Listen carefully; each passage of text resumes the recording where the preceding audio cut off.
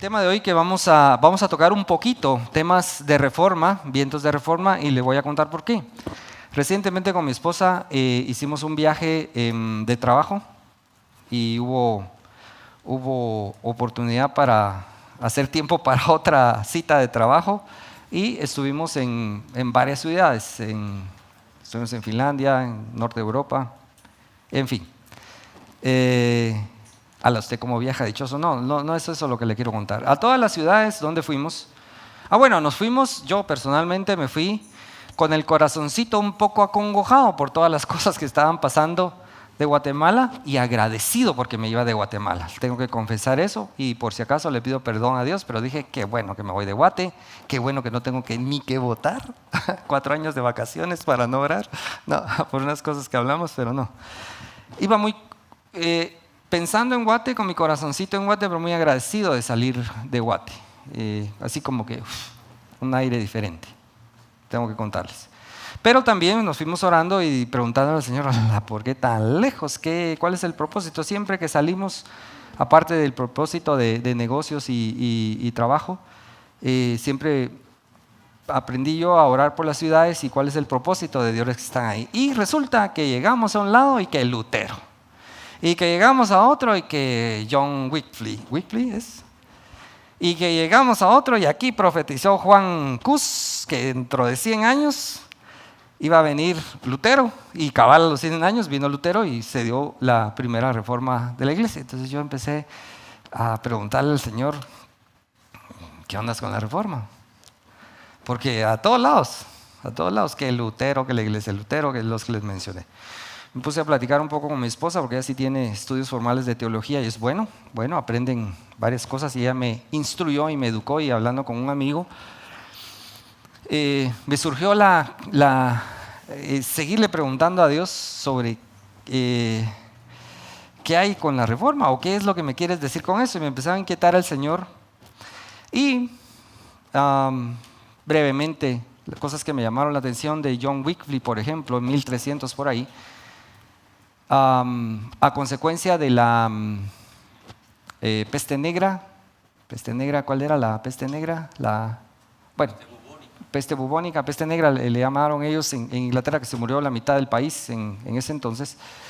Él se acongojó muchísimo porque todos sus amigos estaban muriendo, y entonces su reacción fue ir a la Biblia. A consecuencia de ir a la Biblia, él era un erudito, estudioso, sabía latín y tenía el privilegio de poder leer la Biblia, porque no habían Biblias en inglés en ese entonces. Entonces él empieza a estudiar la Biblia. A consecuencia de eso lo mandan a Oxford. A consecuencia de eso se vuelve un erudito de la palabra.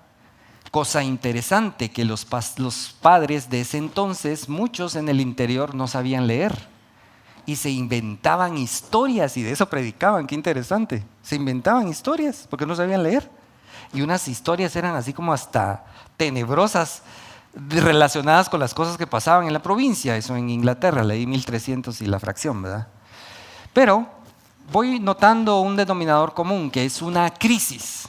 Una crisis llevó a un hombre, en este caso, a buscar a Dios a través, y sobre todo buscar a la Biblia. Anote ahí, ponga ahí, diga conmigo, buscar en la Biblia, porque nos va a servir de aquí en adelante.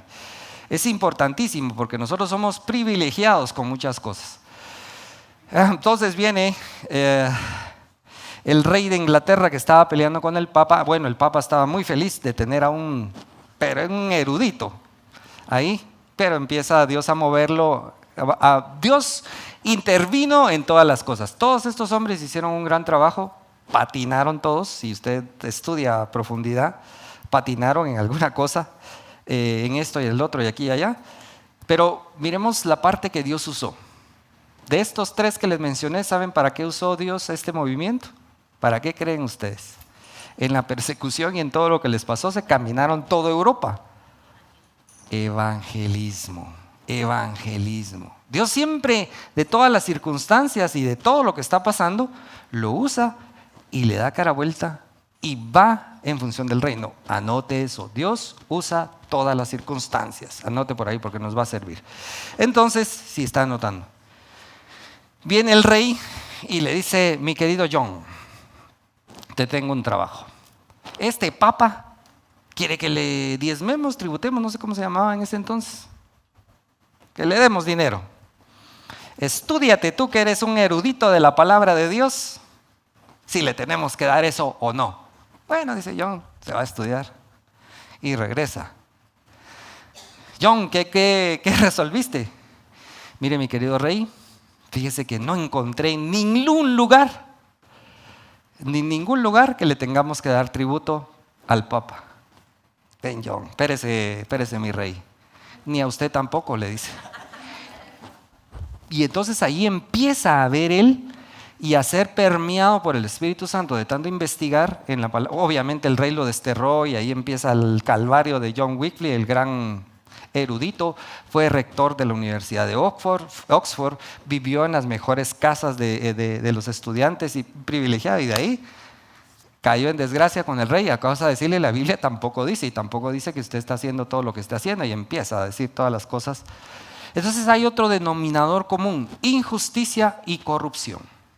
Injusticia y corrupción movieron a estos hombres a ver un montón de cosas y a buscar en la palabra de Dios el camino correcto para hacer de influencia y corregir las cosas. De John no se sabe mucho porque al final lo matan, no existía la imprenta en ese entonces.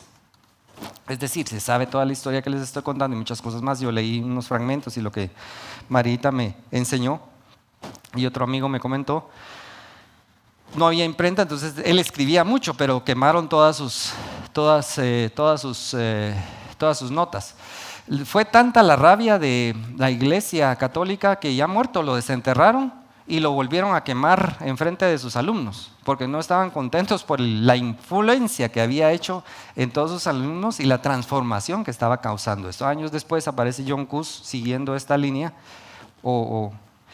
Pero hay otro factor en común ahí: injusticia y corrupción en ese entonces de la iglesia y de los reyes, y el estar apretando a un pueblo. Entonces viene Juan Hus también y él pelea, pero por el derecho de que todos se informen en la Biblia, porque la Biblia iba a dar la verdad de lo que realmente es el servicio a Dios y las organizaciones de ese entonces. Y bueno, a él lo matan y lo queman y está en la hoguera, y dice: dentro de 100 años va a venir uno que va a hacer una reforma, y profetiza sobre Lutero. Y a los 100 años precisamente Lutero se empieza a inquietar con cosas, va con su superior y le dice: mira, lo de las indulgencias, ¿verdad? Y otras cositas, esto no está en la palabra. Mi hermano, estás errado. ¿Y cuál era para corregir esas cosas? Te vamos a mandar de peregrinación a Roma. ¿Para qué lo mandaron a Roma?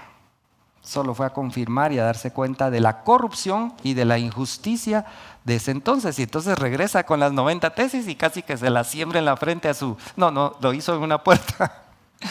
Entonces, me llamó muchísimo la atención de eso, porque la resaca de todo lo que ha pasado en este entonces nos tiene en una situación bien interesante, voy a decir, y que tenemos que aprovechar.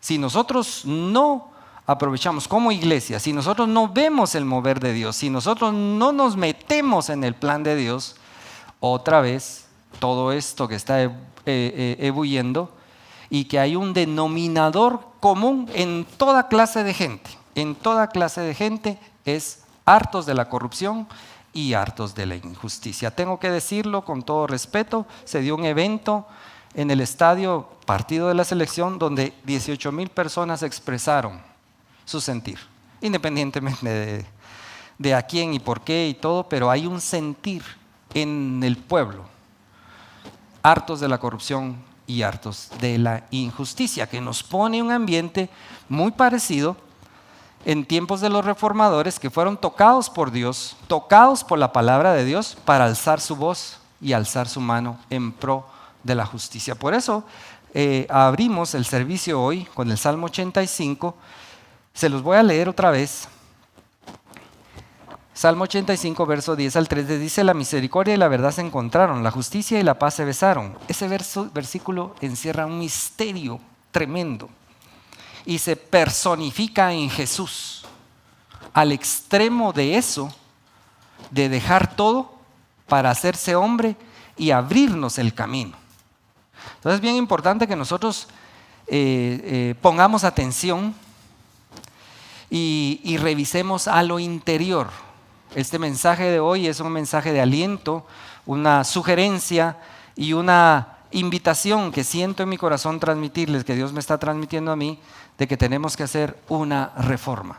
Pero empecemos desde el ser interior, por lo menos una revisión. No se va a enojar conmigo, comenté con algunos por ahí este tema y pero yo no, pero está bueno, entonces no, si te hace sentido, somos amigos, y si no, seguimos siendo más amigos porque me liberas a mí de que te enojes conmigo. Entonces sigo con el tema. Hace 2 domingos, pero lo leí.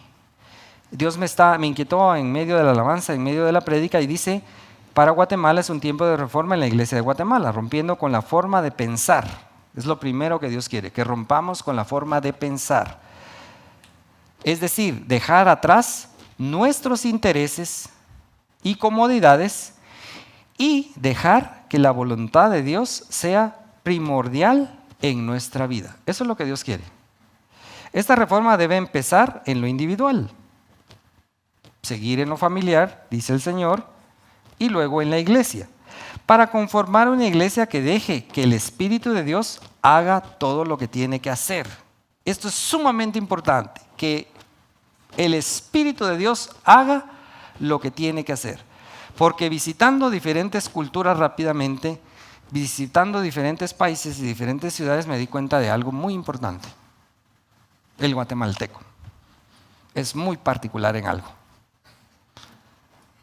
Ya se están riendo ahora. El guatemalteco es bueno para hacer chistes, bueno, entre otras cosas, es muy particular con la relación con Dios.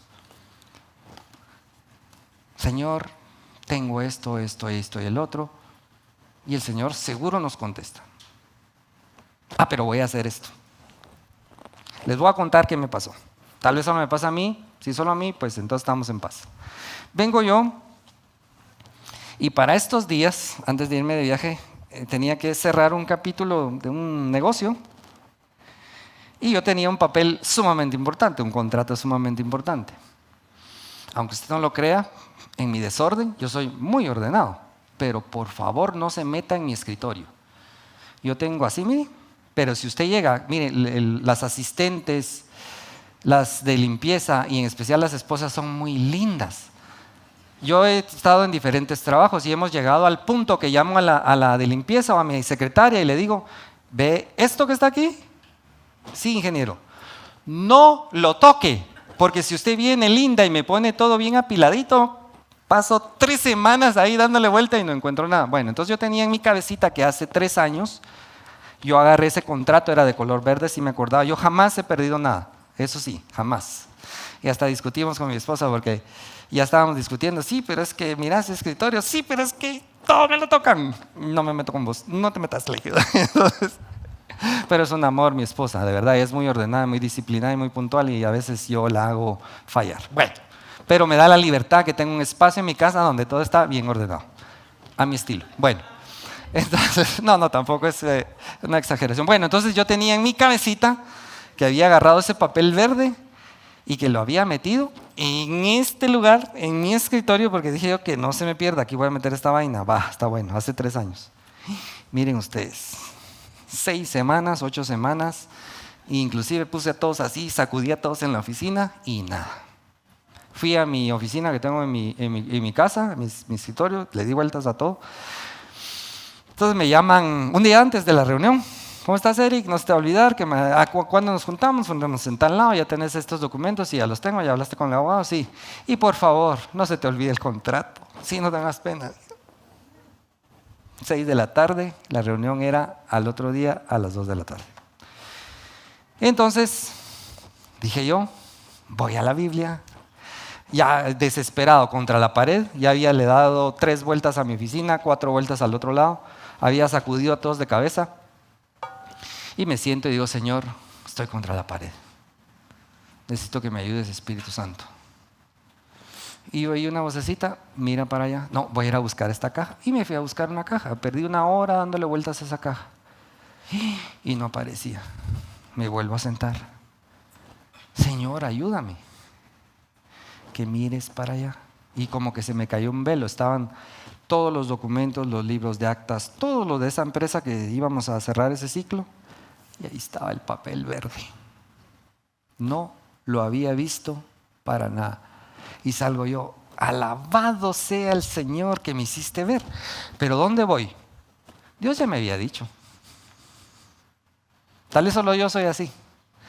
Dios ya me había dicho. Pero mejor vamos a. Y muchas veces Dios nos dice, sí, pero vamos a hacer una caminata. Dios no dijo que hiciéramos caminata, pero Dios se queda viendo y lo estoy diciendo con todo respeto, no me estoy burlando de nada porque yo he hecho eso. Sí, pero vamos a hacer una caminata. Sí, pero le vamos a dar 7 vueltas. Dios no dijo nada. Dios dijo, ve y decreta, por ejemplo. ¿Nos ha pasado o no? ¿No? Bueno, sigamos. Entonces, son de las cosas que tenemos que... bueno, entonces yo creo que no les terminé de leer la palabra, sí. Creo que no. Y vamos con el tema del Espíritu Santo. Eso era porque el Espíritu, que Dios haga todo lo que tiene que hacer. Tenemos que dejar que Cristo fluya en nosotros. Y ese sea, anote esto por favor, que Cristo sea el testimonio que se hable de nosotros.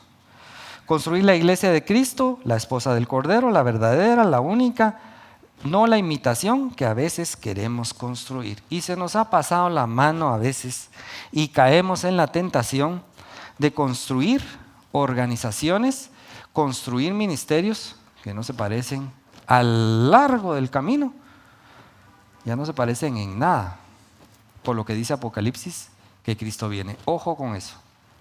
Y otra cosa muy importante,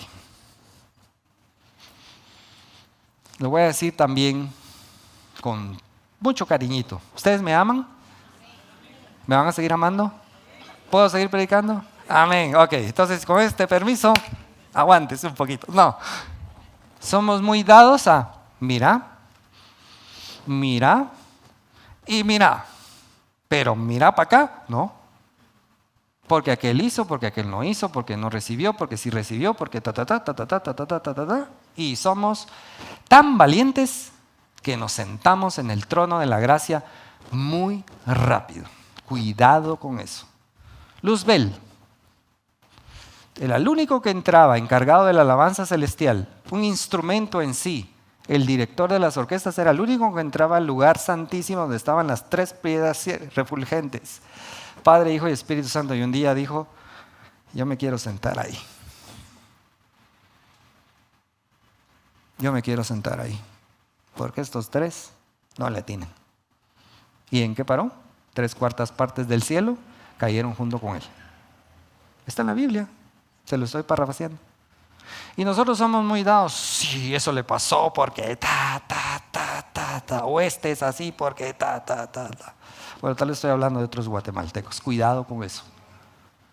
Cuidado con eso, que somos muy dados al juicio. ¿Ok?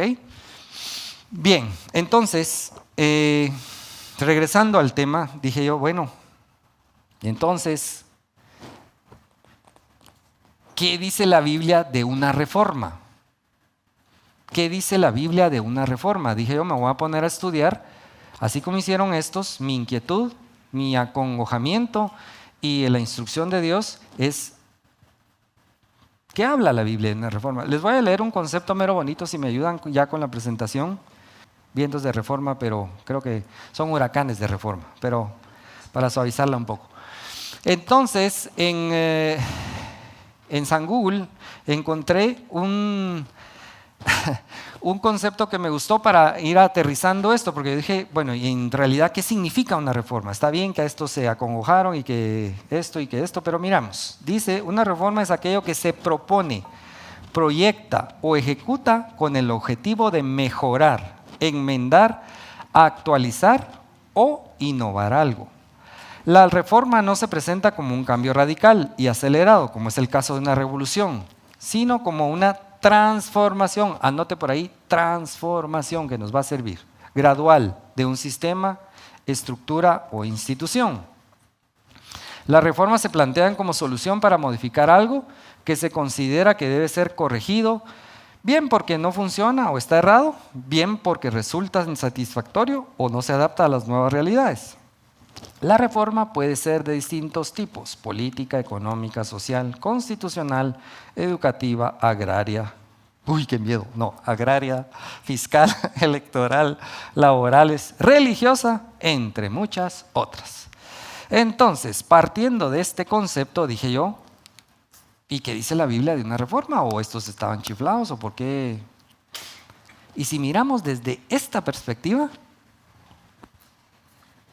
nos vamos a dar cuenta que el reformador de reformadores, el que usó esto y lo ha usado y lo seguirá usando, es Dios, y el reformador de reformadores es Jesús. Y ahora les explico por qué. Y vamos a hacer un breve recorrido de Génesis a Apocalipsis, no se me vaya a asustar. Pero al principio todo estaba bien. Bueno, al principio la tierra estaba desordenada, viene Dios, la ordena. Usted lee Génesis capítulo 1, llega Adán y todo era perfecto, y había una relación y Dios estaba creando lo que Él quería, una familia. Él quería interacción. Pero viene, ya sabemos eso, la caída del hombre. No voy a mencionar la que fue causa de la mujer, pero sí, la caída del hombre. La caída del hombre, y se distorsiona todo. Y desde entonces Dios empieza a procurar una reforma. Bueno, nos vamos a la Biblia, y para iniciar ese proceso de reforma, partiendo del concepto que leímos, que es de reparar, de resolver, de innovar, si lo vemos desde esa perspectiva, Dios llama a Abraham en Génesis 12 y empieza el proceso. Y el proceso, digamos, más intenso y sublime y máximo es en Éxodo capítulo 19, donde pasa todo el proceso: Abraham, Isaac, Jacob, José, y ya lo leemos todo. El pueblo se va, hay un hambre, se va a Egipto, crece, vienen las plagas, y llega a este momento donde Dios en persona quiere mostrarse y quiere decirles: pueblo escogido, mi especial tesoro. Capítulo 19, versos 4 al 6 dice que yo te saqué en alas de águila, en una muestra de potencia, y te traje aquí porque tú, si cumples mis mandamientos y si me sigues, eres mi especial tesoro. Y ahí está, como quien dice, la esencia de la reforma que Dios quería hacer ahí. Si lo vemos desde esta perspectiva, había una necesidad, estaba un pueblo viviendo en injusticia, en un país de idólatra, estaba siendo oprimido, estaba siendo angustiado. Dios oye y hace esa enmienda. Capítulo 19, no les duró un capítulo, y en el capítulo 20, sí, pero no te queremos oír a ti. Bueno, entonces sigue Dios trabajando en eso. Surgieron dos que tienen el perfil reformador. El rey Ezequías está en 2 de Reyes 18:2, y el rey Josías en 2 de Reyes 22:3, que quisieron hacer una reforma y empezaron a quitar todos los lugares altos, toda la idolatría. Pero ¿sabe usted qué pasaba? Sí, ya no habían lugares altos, y encontraron, sobre todo Josías, que subió al reino a los 8 años, su mamá lo instruyó, a los 24 años se encontraron los libros de la ley, y él empezó a hacer cambios. Era una reforma, hacer cambios, a mejorar todo. Quitó todos los lugares altos y todo, pero no se pudo sacar del corazón de la gente la idolatría, y la gente en sus casas seguía adorando a quien se le daba la gana, a Astarot y todos los que ustedes leen ahí, ¿para qué los vamos a mencionar? Entonces sigue Jesús, sigue Dios en el proceso, hasta que dice: no mucha. Yo imagino allá, no mucha, Espíritu Santo, Jesús, Padre, Hijo, Espíritu Santo, no mucha. Aquí la misericordia, la verdad,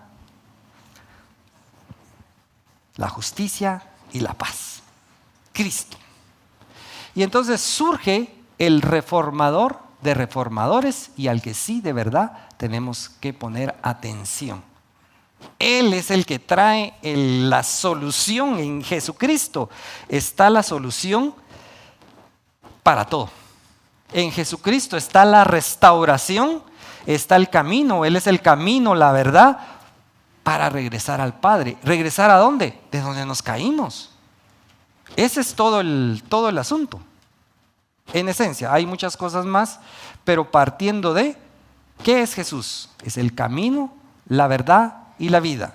Nadie vuelve al Padre o llega al Padre si no es por Él. Y entonces se habla de una tercera reforma. Yo no soy quien para contradecir. Yo pienso que desde siempre hay un reformador al que tenemos que seguir, Cristo. Él es la base, Él es la esencia, Él es el camino, Él es el todo. Él fue, Él es y Él será. Y el que va a venir por una iglesia. Entonces, ¿qué vino a hacer Jesús? Un montón de cosas. Pero lo más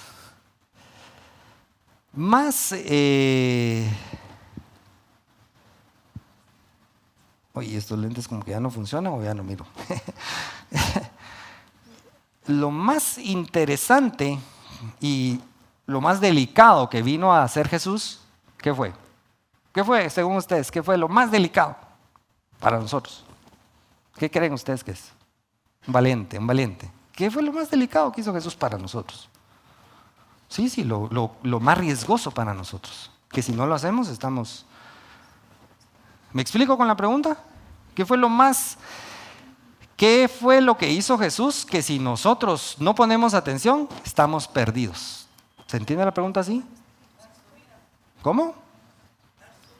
Sí, pero ¿qué fue? Algo más. Sí, dar su vida está bien, pero sí, es correcto, pero no es... Si no te das cuenta, a ver, sigamos. Sí, dar su vida. Si no te das cuenta de eso, ¿qué puede pasar? Bueno, los ayudo. Perdemos la nuestra, sí, los ayudo. Vino a modelar, vino a ejecutar, vino a hacer en este cuerpecito de carne y hueso limitado. ¿Qué vino a hacer? A ponerlo la muestra de todo lo que nosotros debemos ser. Y hay un versículo clave que abre toda esta discusión y esta prédica. Y está en Juan. En Juan 14:12. Y dice así: os aseguro solemnemente, os digo, esta es la versión amplificada, Juan 14:12. Os aseguro solemnemente, os digo, que si alguno cree firmemente en mí, él mismo podrá hacer las cosas que yo hago, y él hará cosas aún más grandes que estas, porque yo voy al Padre. Y hubiéramos estado en otra iglesia, en otros tiempos, hubiéramos brincado todos, porque se nos enseñó. ¿Qué se nos enseñó, mi querida? Señales, prodigios, milagros. Eso era lo que nos predicaban sobre eso. ¿Sí o no? Yo me recuerdo pues que así me predicaron a mí, pues. Señales, prodigios. Yo voy a ser Pablo, decía uno por ahí. Yo voy a ser, no sé qué, ya. Ok, ¿qué hizo Jesús? Y ahí está el tema. Y la pregunta clave. ¿Quiénes creen en Jesús, mis queridos amigos? ¿Ustedes creen en Jesús? Unos por ahí no mucho, pero está bien. Puedo seguir predicando entonces. Si no, ahí feliz domingo y nos vemos en el estadio a las 6. Primero, si yo creo en Jesús, y ese es el tema, creer en Jesús o no creer en Jesús. Pero si yo creo, él dice, os digo, dice la versión solemnemente os digo. La versión amplificada es un poquito más como que enfática, es una verdad absoluta de Dios, y te voy a decir esto, que si crees en mí, las cosas que yo hice, no esas, aún mayores vas a hacer. Bueno, entonces el lunes en Activación Profética, que estaba un poquito adelantándoles la prédica, hicimos un ejercicio y nos encontramos 27 cosas, poquitas, algunas son 27 cosas que vino a ser Jesús. Y cuando empezamos a ver, en esas 27 no hay ninguno mencionó señales, prodigios y milagros. ¿Cuál es la primera que ustedes creen que vino a ser Jesús? El perdón. ¿A qué vino Jesús? A perdonarnos, porque Él vino a sacrificarse por nosotros para que fuéramos, es ser Él el medio para que fuéramos perdonados. Entonces, miren, tenemos que ser más atentos y más inteligentes. Inclusive los médicos, hoy por hoy, Víctor, Javier, hemos platicado de ese tema, inclusive los médicos. Víctor me impresionó, Víctor es un médico cristiano y él lo maneja de una manera mucho más, pienso yo, eficaz, desde mi perspectiva, pero hay otros médicos que no son tan de ese lado y se van por la psicología. Pero combinado ahí, ¿saben? Usted llega todo, que me duele aquí, que no sé qué, que tengo aquí, que estoy descontrolado allá. ¿Cuál es la primera pregunta que le hacen los doctores ahora? ¿Ah? No, ya no es esa, Heli.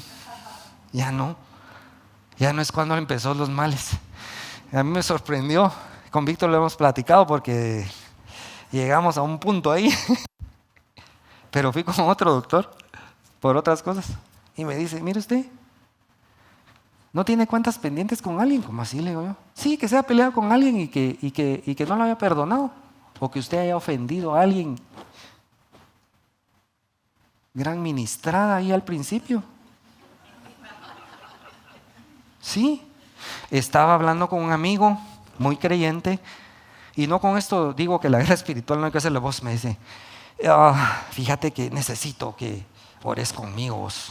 Tenemos un ataque espiritual terrible, que no sé qué, y que sí, que por allá, y que por aquí, y que por allá, y bueno, y las consecuencias eran que toda su familia se estaba enfermando, y yo como buen doctor, que no soy, lo siento y le digo, mira, brother, ¿cómo está la relación con tus hermanos vos?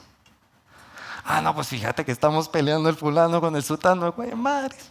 Empecemos por ahí, brother. O sea, dejemos al diablo tranquilo un ratito. Yo no digo que la guerra espiritual no hay que hacerla. Solo sí tenemos que ir modificando un poquito ciertas cosas y reaprendiendo y reenfocándonos, pero le conté la anécdota que ya les conté a ustedes. Viene el diablo y suelta un caballo. Viene el caballo, se mete a un terreno y se come todos los elotes. El dueño del terreno mata al caballo. El dueño del caballo mata al dueño del terreno, y así se hace una guerra entre dos países y todos se matan. Están todos en el cielo y Jesús en el trono de la gracia preguntando qué pasó, y todos, yo creo que eran de Guatemala. Ahí está el diablo. A ver, señor diablo, yo solo solté el caballo.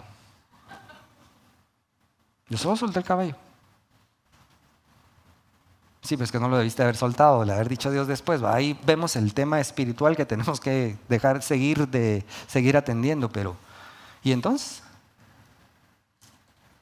¿Qué vino a hacer Jesús? Y que es una cosa que nosotros nos cuesta o nos costaba o nos costará, y es difícil, de verdad, es difícil. Entonces vamos a revisar algunos, no los 27 puntos que vimos, que fueron muy buenos. Tuvimos una reunión muy buena este lunes, siempre son bonitas. Veamos el primero. ¿Qué vino a hacer Jesús? Juan 4:30. Ay, está muy chiquito, perdonen. Se mira ahí, ¿verdad? Más o menos. 4:34. ¿Qué vino a hacer Jesús? La voluntad del Padre. ¿Qué tenemos que hacer nosotros? ¿Qué acabamos de leer? A ver, ¿creemos en Jesús? Sí, creemos en Jesús. Bueno, entonces vamos a hacer las cosas que hizo Jesús y aún mayores. ¿Cuál es la primera? Hacer la voluntad del Padre. Juan 4:34. ¿Qué tenemos que hacer nosotros? Hacer la voluntad del Padre.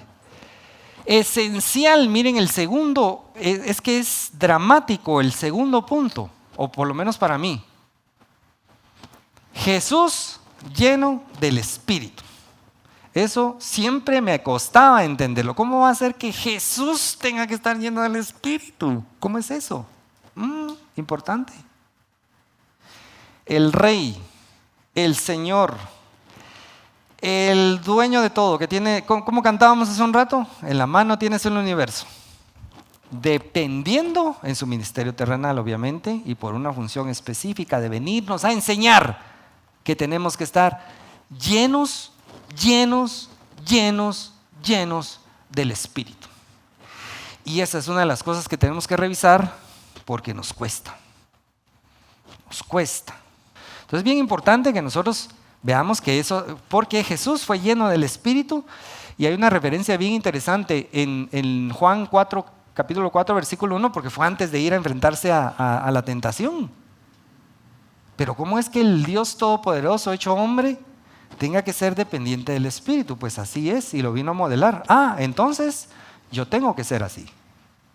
Y aún mayor que Él. Es que ese es el tema. Bueno, sigamos. Hacer lo que ve hacer el Padre. Juan 5:19. Y hablar lo que oigo hablar del Padre. Juan 12:49. ¿Qué quiere decir eso?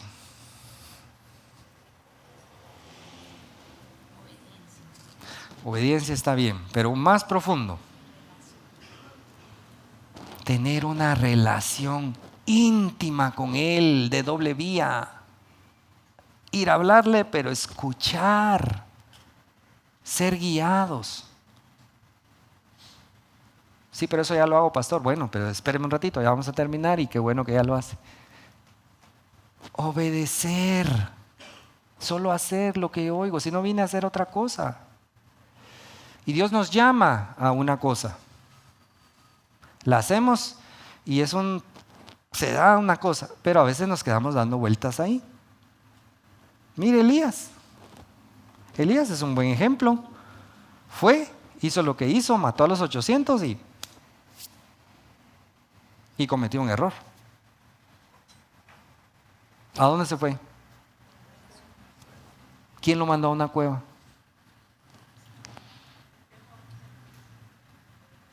No fue Dios, pero ahí estaba en la cueva. Entonces, a veces nosotros nos vamos a meter donde Dios no nos llamó y sí, entonces empezamos bueno, ya, sigamos. Entonces, liberar a los cautivos. Lucas 4:18 es sumamente importante, 18, 19 y 20, que lo leamos, porque habla de lo que Jesús, el impacto, la trascendencia que tiene que haber si Cristo está en nosotros y que nosotros llevemos esa luz. Liberar a los cautivos, libertad a los oprimidos. ¿Qué más dice? Vista a los ciegos. ¿Qué más? Pero ¿qué va a hacer un ciego guiando a otro ciego? ¿Qué dice la palabra de Dios? ¿Qué dice la palabra de Dios al respecto? Serán como un ciego guiando a otro ciego que se van al agujero, juntos. ¿Ok? Entonces, ¿y cómo nosotros podemos dar vista? Si nosotros vemos. ¿Cómo podemos ver nosotros? Si estamos llenos del Espíritu Santo. Mire, yo pasé viendo ese, pero es que es un apartado de verdad. Les voy a mandar una foto, tal vez no, pero sí. Bien ordenadito. Están todos los libritos de unas empresas que tenemos, todo bien ordenadito. Y yo pasé ahí 50 veces. Estaba ciego. Porque Dios me quería enseñar algo para podérselos predicar el día de hoy. Hasta que le oré el Espíritu Santo pude ver, sí, ahí está. Sí, ahí está el papel verde. Hasta se miraba, hombre, ni siquiera era más grande que el libro que estaba metido, hasta se miraba, no sé cómo no lo vi. Pero tal vez era para tener algo que decir hoy. Dios me ayudó en eso. Entonces, predicar el año agradable del Señor. Lucas 4:18. Y con esto, sí, de verdad tenemos que ponerlo en práctica. ¿Y cómo lo tenemos que hacer? Llenos del Espíritu, definitivamente. Sobre todo en estos tiempos. Estos tiempos en Guatemala han ocasionado una ruptura, un agujero grande. Y lo tenemos que reparar. Pero lo tenemos que reparar llenos del Espíritu. La iglesia abrió un hoyo muy grande. Y hay una generación que se puede perder si nosotros no tomamos acción llenos del Espíritu. Porque se dijo mucho de la carne. Y eso es lo que se repite en esa generación. Y tal vez ellos no tienen la culpa, sin el tal vez, no tienen la culpa. Y el otro va a decir, yo solo solté el caballo. Yo solo solté el caballo. Pero no nos vamos a, como decía alguien, no nos vamos a quedar ahí en esa lamentación. No, tenemos que ver más allá y ver la oportunidad y ver al reformador de reformadores, al Cristo que vino a modelarnos y que quiere que nosotros, que el Cristo que hay en nosotros crezca y se vea cada vez más. Entonces, es importante que nosotros veamos esa gran oportunidad. Obediencia al Padre, Juan 13:31. Algo muy interesante. ¿Jesús oraba a ustedes? Ya me van a decir. No, sí, oraba todas las mañanas y todas las tardes. Hay varios versículos. Dice usted. Jesús oraba. Y a veces, ya me cansé. O como molestamos a un hermano de cuando era chiquito, mi hermano de Marita, se repartía la oración de los alimentos. Amén. A comer. Así lo molestamos. Así era cuando era chiquito. Ok. Sí, hay que orar. Hay que comunicarse con el Padre. Si no, no vamos a saber de qué está hablando. Si no, no vamos a ver qué está viendo. Hay que estar conectados con Él. Bien, entonces, otra cosa muy importante. Jesús era santo. Híjolas, ya me metí al vecindario, al callejón de los lamentos. ¿Y qué dice? Si creo en Él, yo tengo que hacer las cosas mayores que Él. Sí, pero eso no se puede. Eso es antibíblico. ¿Dónde dice eso? No dice. Nos lo metieron en algún lugar y nosotros nos justificábamos. No, santo Cristo. No, tenemos que ir en el proceso, porque nosotros sí de verdad no somos santos. Él sí es santo.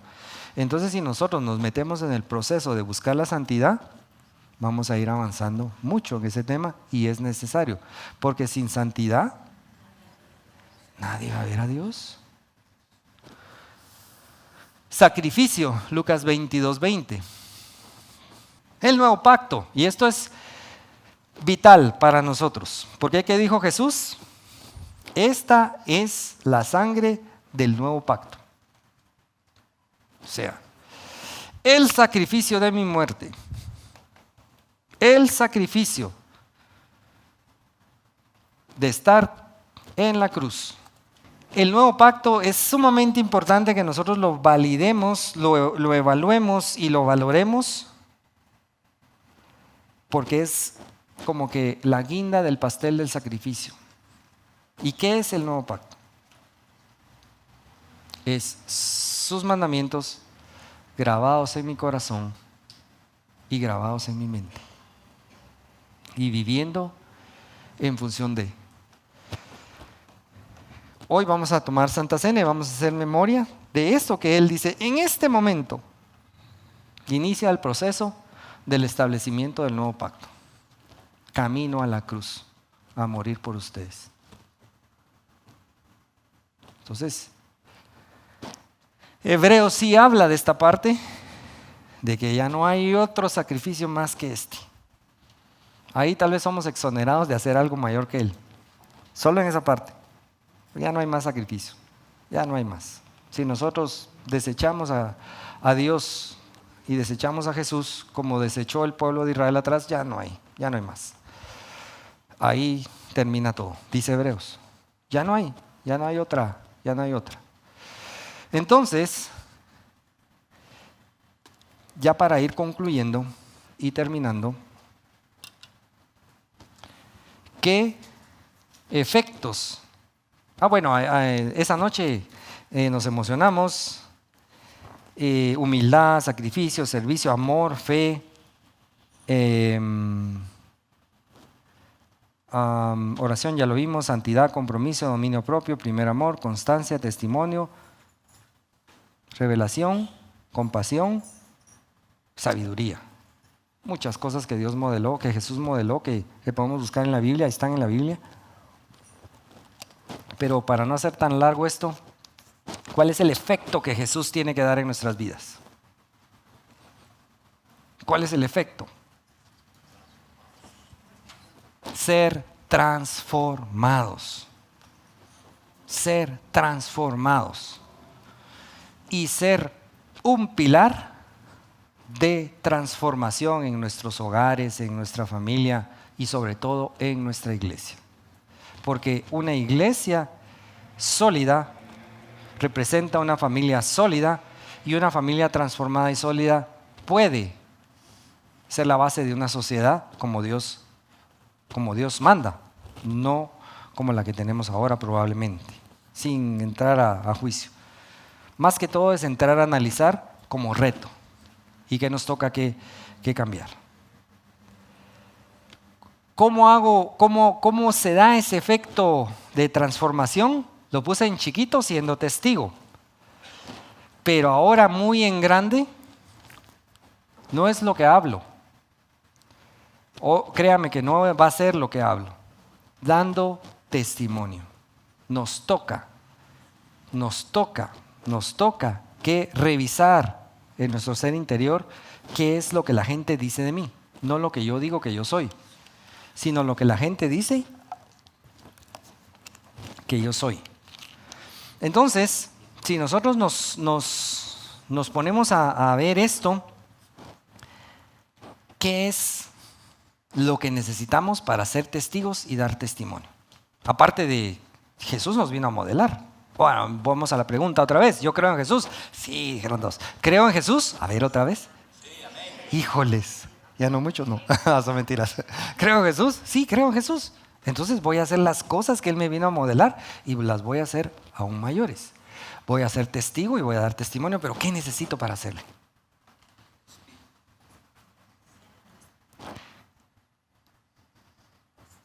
El elemento clave: Espíritu Santo en constante relación. 24 horas, 7 días a la semana, 52 semanas, 367 días al año, 65, 66, como sea. Siempre, la prioridad. Una relación con el Espíritu Santo, porque Él es el único que nos va a hacer memoria. Él es el único que nos da la fuerza. Él es el único que nos va a hacer recordar. Y Él es el único que nos va a aliviar.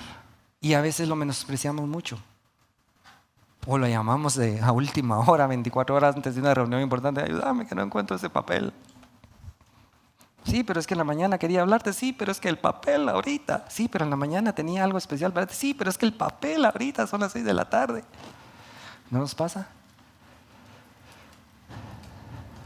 Entonces tenemos que utilizar esa ayuda especial que Cristo nos dejó,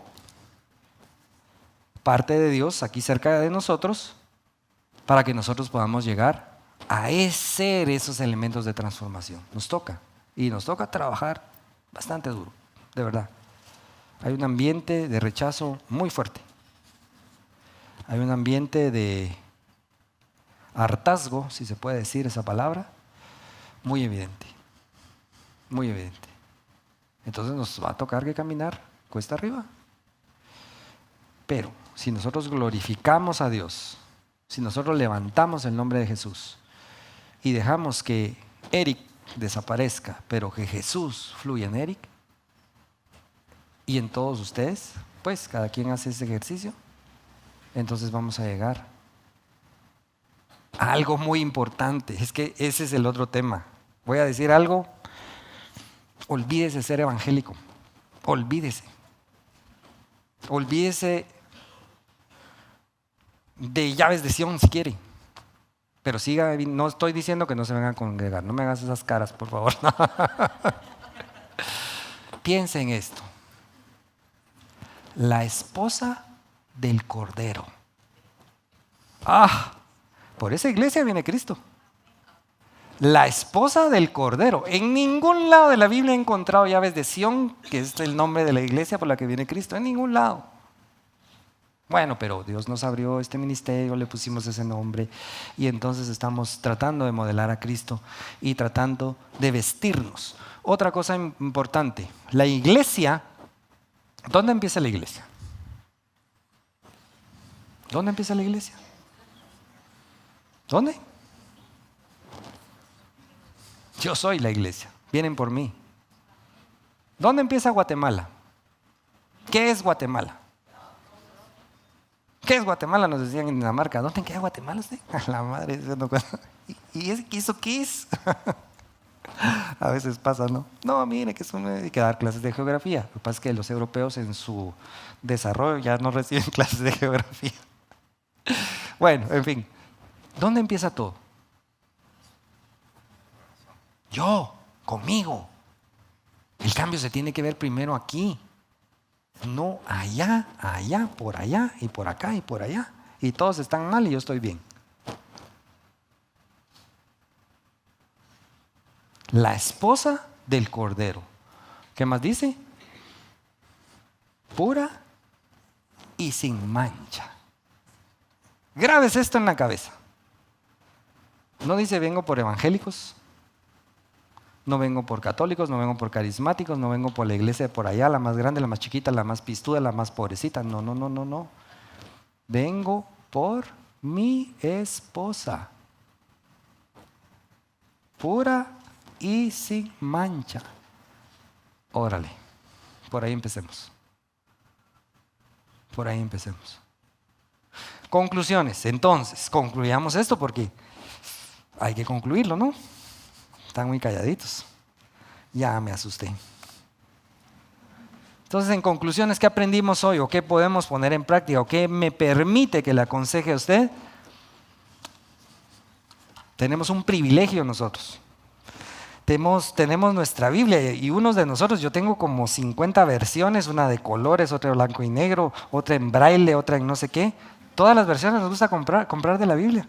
Ahí están. Estos de que les hablé al principio no tenían nada. Estaban en latín nada más.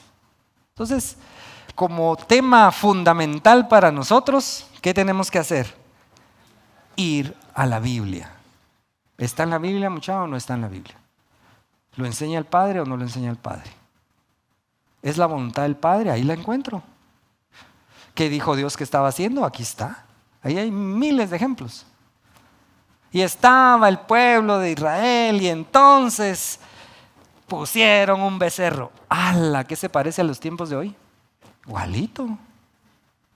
Igualito. O sea que ahí podemos encontrar una y otra vez miles de ejemplos de cosas que ahí podemos tener una buena guía. Entonces el primer consejo, si me permite, es ir a la Biblia. Por eso yo empecé a ser inquietado por el Señor en la Reforma y lo primero que hice es que dice la Biblia y me encontré esto que les estoy compartiendo. El reformador de reformadores es Cristo. Fue Cristo y será Cristo. No hay otra. Que la tercera reforma está bueno, pero Cristo, meta a Cristo ahí. La quinta pues si quiere, pero que sea la de Cristo, la que Cristo propuso. Esa es la verdadera reforma. Así lo vemos desde hoy, hicimos un ejercicio.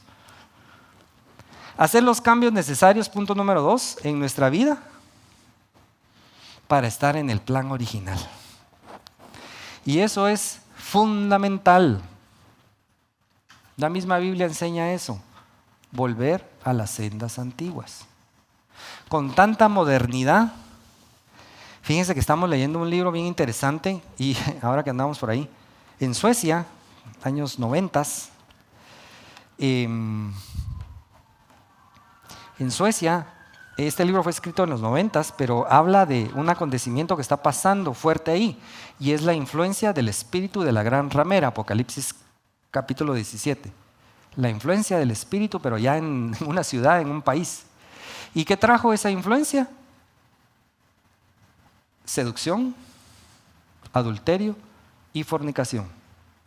A través de que empezaron a bombardear con pornografía.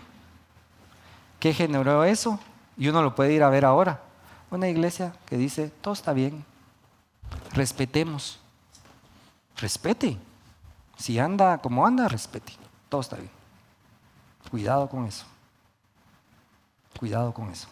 Y ese libro fue escrito en los 90, y uno va a 2023 y dice, ¿y aquí qué pasó? Esto va a generar que las personas no se quieran casar y todo. Vaya a ver usted ahora, pero respete. La iglesia dice respete. Hay que respetar. Y el gobierno dice respete. Y todos dicen respete. No está bien eso. Pero ¿quién soy yo para juzgar? Pero es un ejemplo que le quiero traer.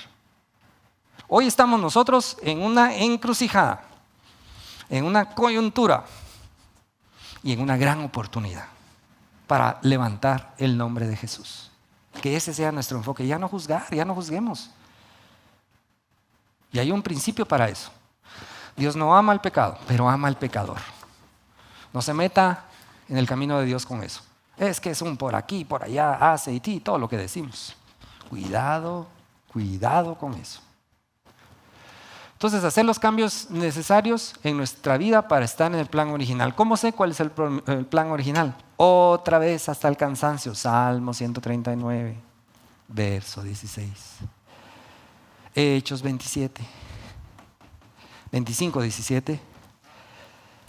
Él delimitó un lugar donde vivíamos y escribió todo lo que íbamos a hacer porque nos vio capaces de hacerlo y lo puso para nosotros. ¿Cómo me entero con eso? Con la relación con el Espíritu Santo, hombre. Nos va a decir qué es. 3, y vamos a eso, dejar que el Espíritu Santo de verdad opere en nuestras vidas 24/7. Sin limitaciones. Porque hay otro principio. Es un caballero. Si yo digo no, ok. Aquí me siento a esperar. Aquí me siento, dale. Es el problema con Dios, siento yo lo veo como un problema. No, que no quiero. Dios dice, está bien. Nunca te abandoné.